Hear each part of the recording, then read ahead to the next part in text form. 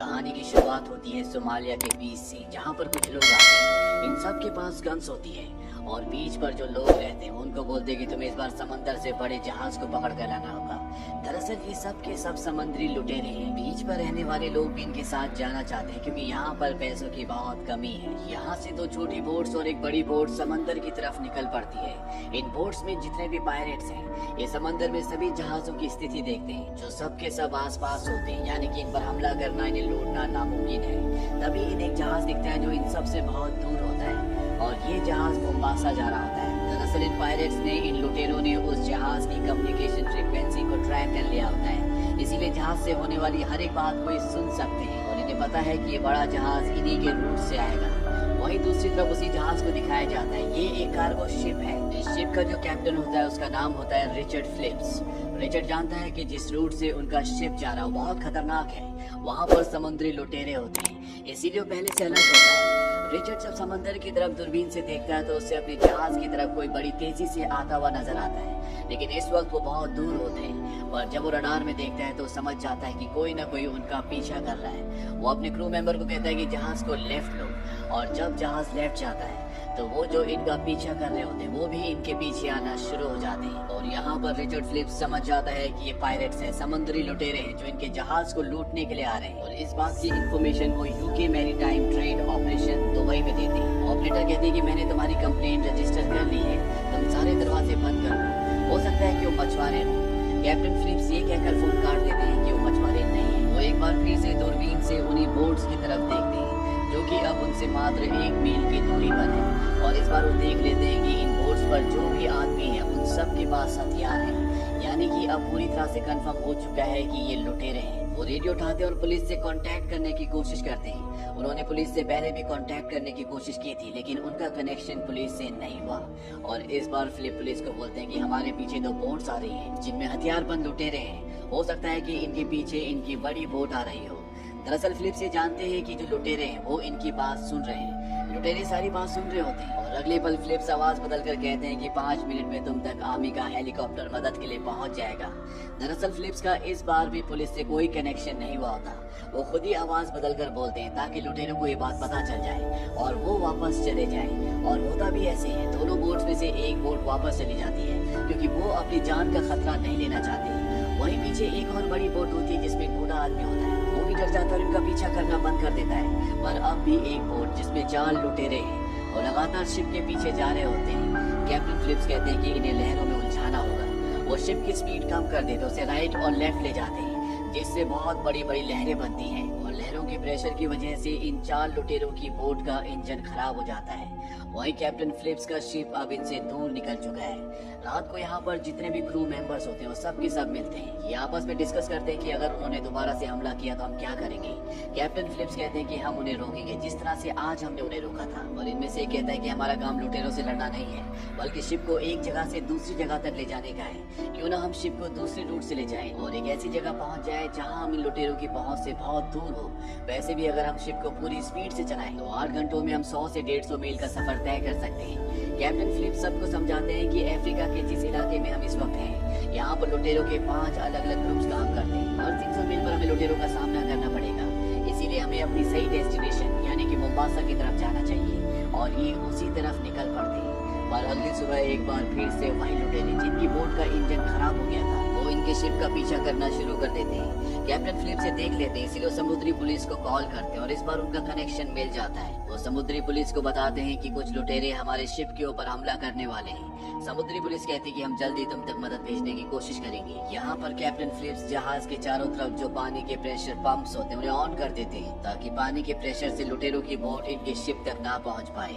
वो उन पर हमला भी करते हैं लेकिन उस हमले से वो बच जाते हैं और अब चारों लुटेरे इनके शिप के ऊपर पहुँच चुके हैं।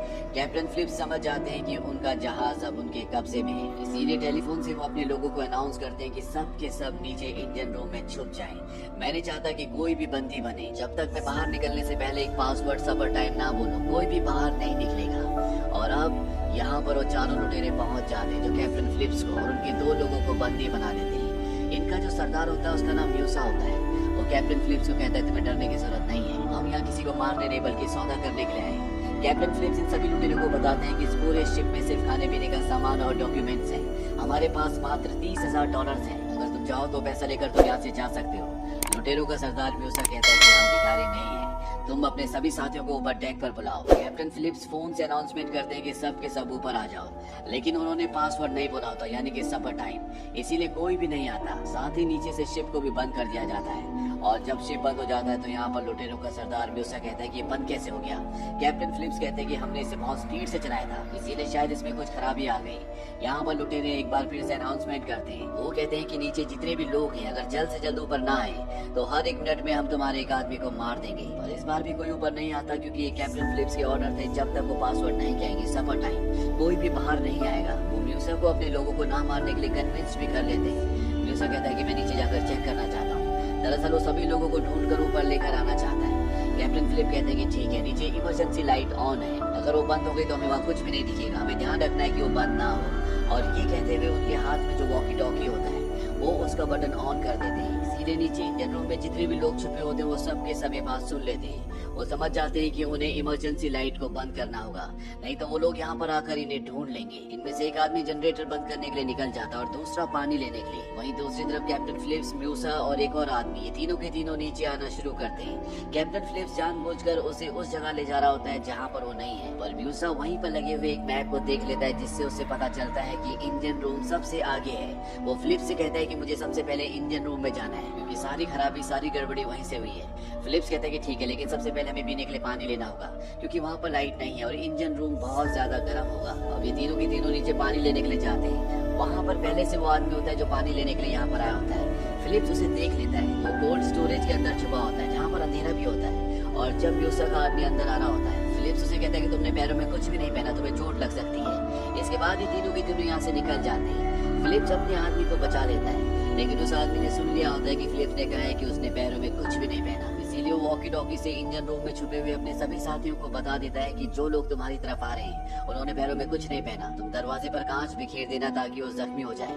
वो लोग ऐसे ही करते हैं। और जब फिलिप्स, म्यूसा और उसका आदमी उस तरफ जाते हैं तो म्यूसा के आदमी के पैरों में कांच चुभ जाता है, जिससे उसके पैर जख्मी हो जाते हैं। अब ये तीनों के तीनों इंजन रूम के अंदर है, जहाँ पर सभी लोग छुपे हुए हैं। पर तभी यहाँ पर लाइट चली जाती है, क्योंकि बाहर जो आदमी गया था उसने जनरेटर ऑफ कर दिया होता है। म्यूस से लाइट ऑफ होने की वजह से गुस्सा हो जाता है। फिलिप्स से पूछता है कि सब क्या हो रहा है। फिलिप्स कहता है कि मुझे कुछ नहीं पता, मैं तुम्हारे साथ हूँ, हमें ऊपर चलना चाहिए, क्योंकि अंधेरे में हम यहाँ पर किसी को नहीं ढूंढ सकते।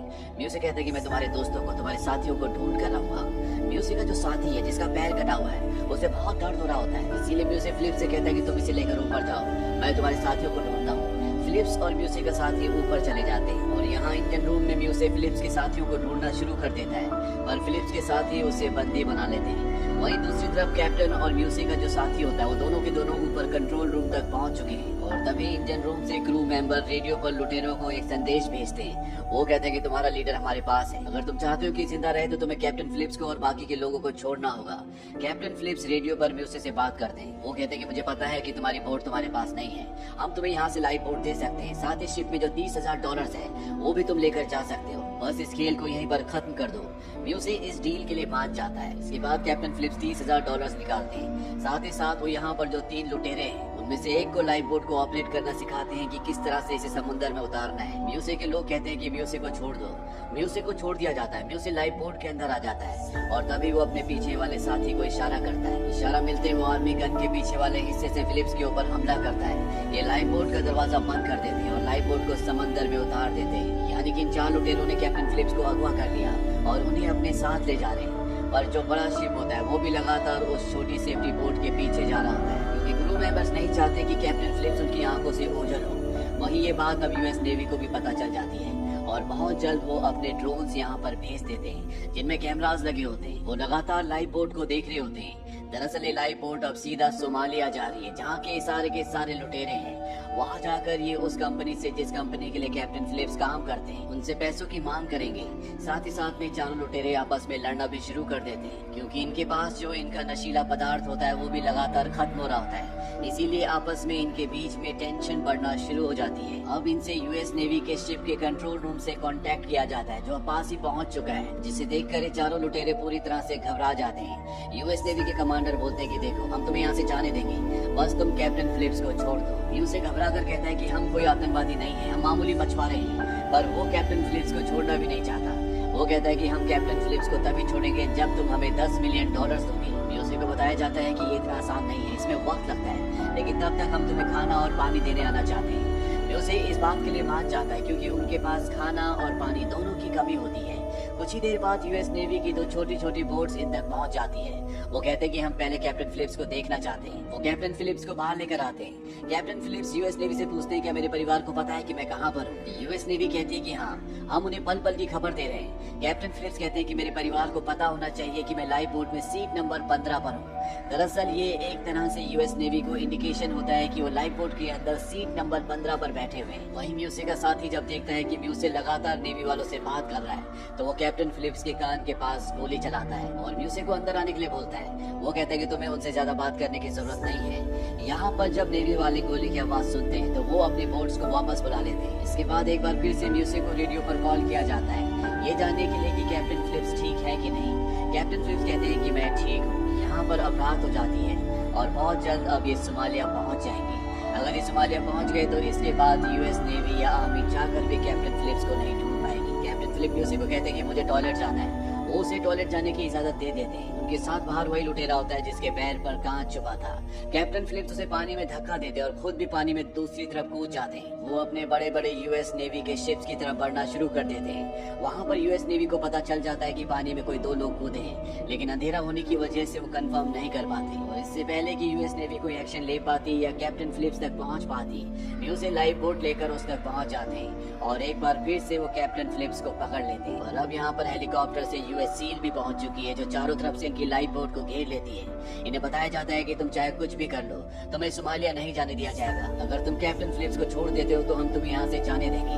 और ये लुटेरे जानते हैं कि ऐसा कुछ भी होने वाला नहीं है, इसीलिए भी उसे गन पॉइंट पर कैप्टन फिलिप्स को बाहर ले जाता है। इसके बाद वो रेडियो पर कहता है कि अगर किसी ने जरा सी भी चालाकी की तो मैं इस कैप्टन को मार दूंगा। वहाँ से एक दूसरा ऑफिसर बताता है कि हमने तुम्हारे बॉस से बात कर ली है। साथ ही साथ वो इन चारों के नाम और पूरी आईडी भी बताता है। वो कहता है कि हम तुमसे सौदा करने के लिए तैयार हैं, पर तुम में से एक को हमारे पास आना होगा। म्यूसे वहाँ जाने के लिए तैयार हो जाता है। अगले पल यहाँ पर यूएस नेवी की 2 बोट्स आ जाती हैं और वो लुटेरों की लाइफ बोट पर एक रस्सी बांध देते हैं ताकि इनकी बोट उनके कंट्रोल में रहे। साथ ही साथ वो इनकी बोट पर एक डिवाइस भी लगा देते हैं ताकि जो भी ये बातें अंदर करे वो सब के सब ये सुन सके। यूएस नेवी वाले कैप्टन फिलिप को पहनने के लिए एक ड्रेस देते हैं और कहते हैं कि तुम अपनी जगह पर वापस बैठ जाना, और म्यूसे को यहाँ से लेकर चले जाते हैं। इसके बाद बचे हुए 3 लुटेरों की लाइफ बोट की तरफ बड़ी बड़ी लाइट्स जला दी जाती है जिससे उन्हें आगे कुछ भी नहीं दिखता। और सामने यूएस आर्मी के शिप पर जो स्नाइपर्स होते हैं वो इन्हें निशाने पर लेने की कोशिश करते हैं, पर सबके सब निशाने पर नहीं आते। अब वो इनकी लाइफ बोट को अपनी तरफ खींच भी रहे होते हैं। लुटेरे इस बात को माइंड नहीं करते क्योंकि इनका एक आदमी उन्हीं के पास है। साथ ही साथ इनकी डील भी होने वाली है। वहीं कैप्टन फिलिप्स को लगता है कि अब वो नहीं बचेंगे क्योंकि यहाँ पर टेंशन बहुत ज्यादा बढ़ चुका होता है और वो अपने परिवार को लेटर लिखते हैं। तभी एक लुटेरा उन्हें देख लेता है और आपस में हाथापाई होना शुरू हो जाती है और जल्दी ये फिलिप्स को कंट्रोल कर लेते हैं। उसके हाथ बांध देते हैं, साथ ही आंखों में पट्टी भी बांध देते हैं। और ये लुटेरे समझ चुके हैं कि इनके साथ खेल खेला जा रहा है और इनमें जो सबसे खतरनाक और सबसे बड़ा लुटेरा होता है वो तय करता है कि वो फिलिप्स को शूट कर देगा, जबकि 2 लुटेरे होते हैं वो ऐसा नहीं चाहते। वहीं अमेरिकन स्नाइपर्स जिन्होंने इन्हें निशाने पर लिया हुआ है उनके निशाने पर अभी 2 होते हैं। अब इन्हें ऑर्डर मिलते हैं कि इनकी बोट को खींचना बंद करो, और जैसे वो लाइफ बोट को खींचना बंद करते हैं उनकी लाइफ बोट पर एक झटका लगता है जिससे तीनों के तीनों लुटेरे निशाने पर आ जाते हैं और स्नाइपर्स उन तीनों को एक साथ मार देते हैं। इसके बाद कैप्टन फिलिप्स को रेस्क्यू कर लिया जाता है। हालांकि वो अभी भी एक गहरे सदमे में होते हैं पर उनकी जान बच चुकी है। इसी के साथ ये कहानी खत्म हो जाती है। म्यूसे जिसे यूएस नेवी ने पकड़ लिया था उसे 33 सालों की सजा दी जाती है। आज भी वो जेल में है।